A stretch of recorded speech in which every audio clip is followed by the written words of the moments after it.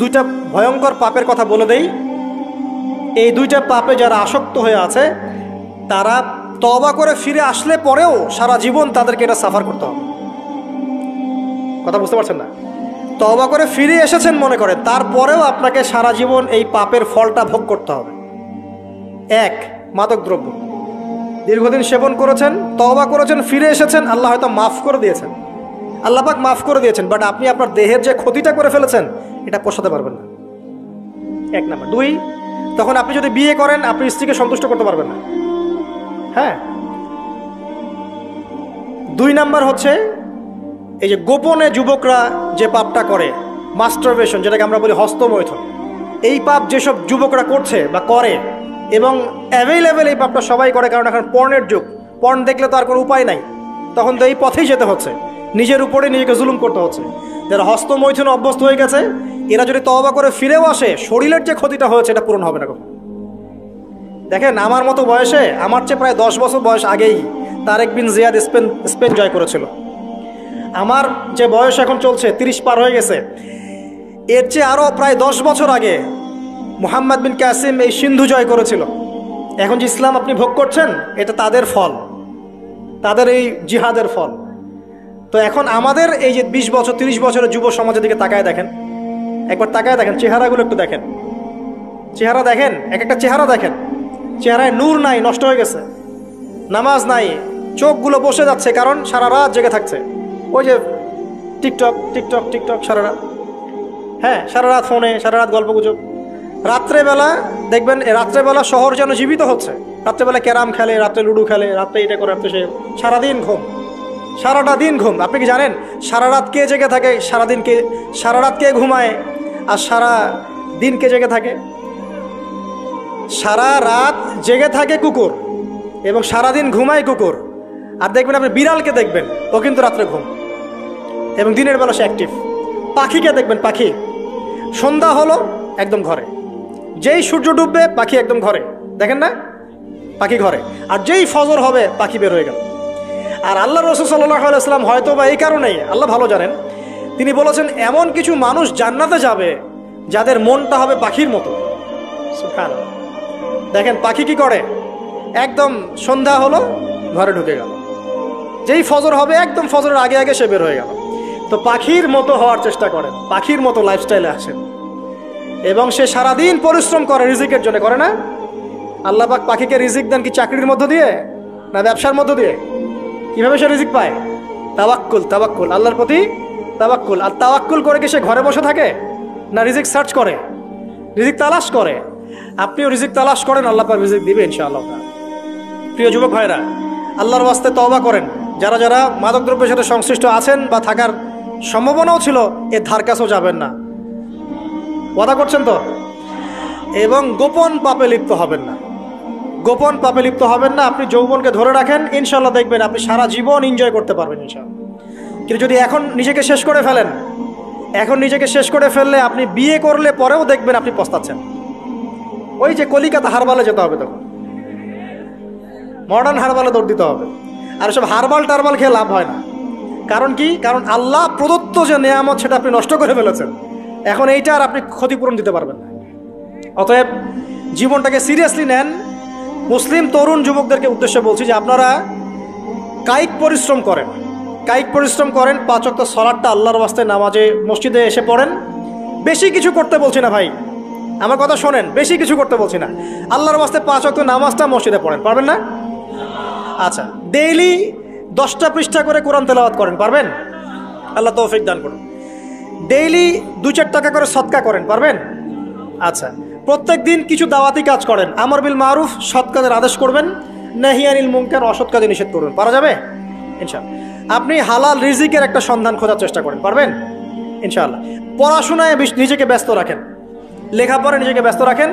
যদি এর পাশে আপনি সময় পান, আমি বলবো আপনি খেলাধুলা করেন। যদি সময় কিছু বের করতে পারেন, কায়িক কিছু পরিশ্রম করেন, প্রয়োজনে কিছু কসরত করেন, জিম করেন, খেলাধুলা করেন। তারপরেও পড়নে যায় না, তারপরেও গার্লফ্রেন্ডের পিছনে সময় নষ্ট করেন না, তারপরেও যে টিকটক, ফেসবুক, ইউটিউব নিয়ে পড়ে থাকেন, ওগুলোর চেয়ে খেলাধুলা করা অনেক ভালো আছে। অ্যাটলিস্ট আপনি ফিজিক্যালি ফিট থাকবেন। অনেকে বলতে পারে যে এটা না করলে হয়, এটা বাজে কাজ, সময় নষ্ট। আমি মনে করি এখনকার যুবকরা যেসব পথে সময় নষ্ট করছে এর চাইতে অ্যাটলিস্ট খেলাধুলা করলে ভালো ছিল। একটা সময় ছিল না, আজকে থেকে 10 বছর আগে প্রচুর খেলা হতো না? ক্রিকেট হতো, ফুটবল হতো, এই ব্যাডমিন্টন হতো শীতকালে, তাই না? খেলার লিপ্ত থাকলে কিন্তু আমাদের মধ্যে একটা হৃদ্যতা, একটা বন্ড তৈরি হতো, একটা বন্ড। আমরা অনেক টুর্নামেন্ট খেলতাম না? এখন দেখবেন কিচ্ছু নাই, সব বন্ধ, খালি ফোন, সারাদিন কি ফোন। এটা আরও কি ডেঞ্জারাস না?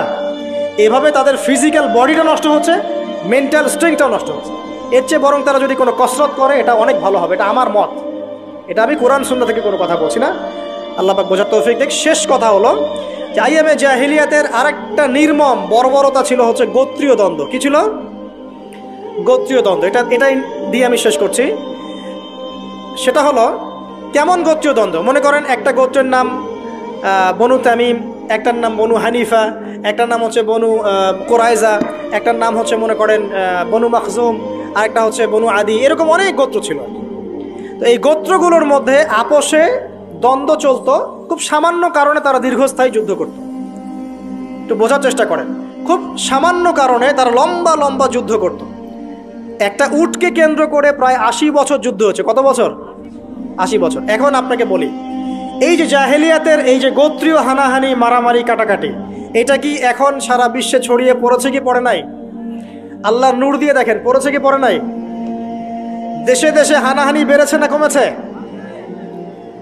রাসূলুল্লাহ সাল্লাল্লাহু আলাইহি ওয়াসাল্লাম 23 বছর নবুয়তের জীবনে যতগুলো জিহাদ করেছেন এবং সারিয়া করেছেন, এতে সব মিলে হয়তো 2 থেকে 3 হাজার মানুষও মারা যায় নাই। ঠিক আছে? কিন্তু এখনকার দেখবেন প্রথম বিশ্বযুদ্ধেই কয়েক কোটি মানুষ শেষ, দ্বিতীয় বিশ্বযুদ্ধেই আরও কয়েক কোটি মানুষ শেষ, আর সামনে যে নিউক্লিয়ার যুদ্ধ হতে যাচ্ছে আল্লাহু আলাম কবে হবে, এবং এটা হইলে যে কি হবে পৃথিবীর অবস্থা আল্লাহই ভালো জানে। এমন নিউক্লিয়ার ওয়েপেন্স আছে যেটা আসমানে যদি বিস্ফোরণ ঘটানো হয় তাহলে ওই দেশের সমস্ত ইলেকট্রনিক জিনিসগুলো নষ্ট হয়ে যাবে।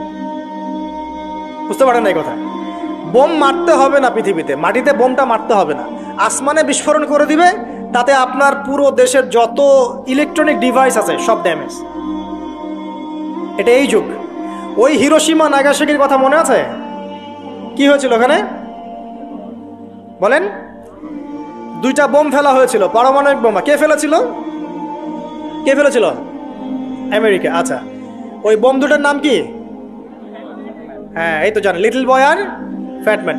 ওই 2টা বোম পড়ে যে কোটি কোটি মানুষ মারা গেল, এখন পর্যন্ত জাপানের মানুষ তার তেজস্ক্রিয়তায় ভোগে। এখনকার পারমাণবিক ওয়েপেন্সগুলো তার চেয়ে অনেক অনেক অনেক বেশি শক্তিশালী, হাজার লক্ষ গুণ বেশি শক্তিশালী হতে পারে।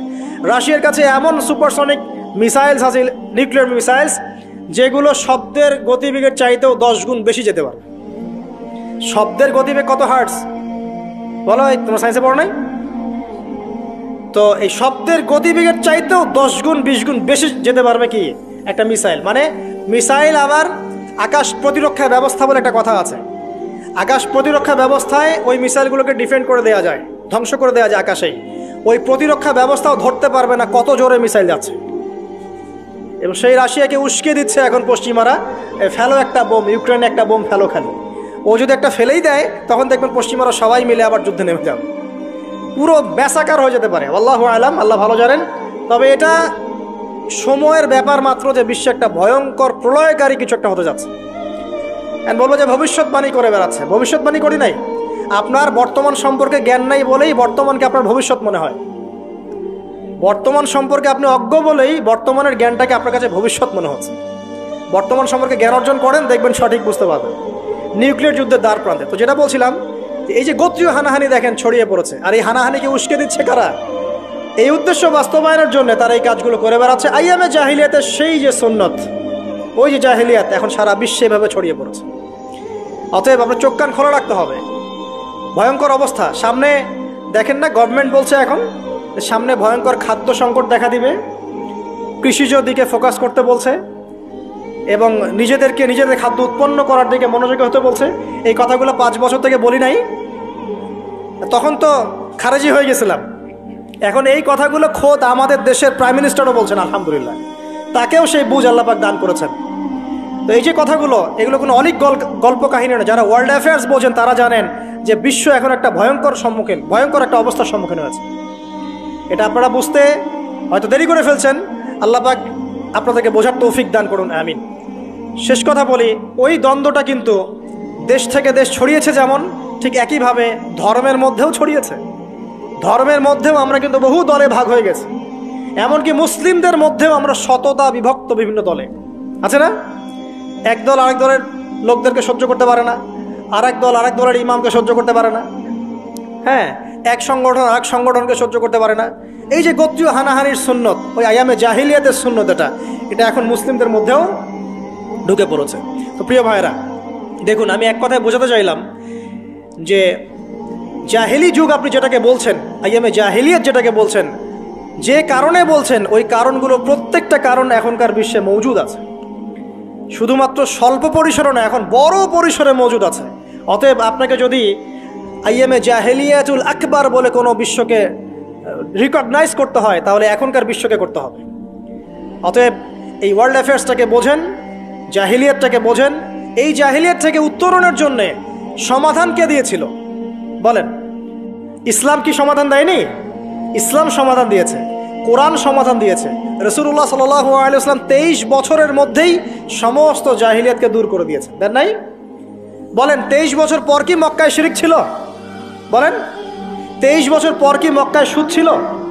23 বছর পর কি মক্কায় জেনা, এই যে আপনার ব্যভিচার, এই যে আপনার মাদক, এই যে গোত্রীয় হানাহানি, নারীর অবমাননা, এগুলো ছিল? তাহলে একজন মহামানব তিনি 23 বছরের মধ্যেই পুরো সমাজটাকে সংস্কার করে ফেললেন না? সেই রাসূল সাল্লাল্লাহু আলাইহি ওয়াসাল্লামের সুন্নত কি মরে গেছে? সেই আল্লাহ কি মরে গেছেন? নাউজুবিল্লাহ। সেই আল্লাহ পাকের নাজিলকৃত কোরআন এবং হাদিস কি মরে গেছে? তাহলে সেই আল্লাহ যদি জীবিত থাকেন, সেই রাসূলের আদর্শ যদি জীবিত থাকে, এবং সেই কোরআন যদি এখনও মুসলিমদের হাতে থাকে, তাহলে এখনকার বিশ্বের জাহিলিয়াত আমরা ফেস করতে পারবো না? পারবো না ইনশাল্লাহ? পারবেন ইনশাল্লাহ? কি করবেন তাহলে? মোটা থেকে কয়েকটা কথা বলে শেষ করে দিই। 1 নাম্বার, প্রিয় ভাই, জ্ঞান অর্জন করেন, প্রচুর পড়াশোনা করেন। জ্ঞান অর্জনের ক্ষেত্রে সাম্প্রদায়িক হবেন না, এতটুকু নিব এতটুকু নিব না, এর থেকে নিব ওর থেকে নিব না, এমন হবে না। জ্ঞান যেখানে পাচ্ছেন নিতে থাকেন, আল্লাহ পাক আপনাকে নূর দিবে ইনশাআল্লাহ। আল্লাহ যখন আপনাকে নূর বা আলো দিবে তার পক্ষ থেকে, আপনি এমন কিছু দেখবেন যা অন্যরা দেখতে পারছে না। আপনি খিজির হয়ে যাবেন ইনশাআল্লাহ আলাইহিস সালাম।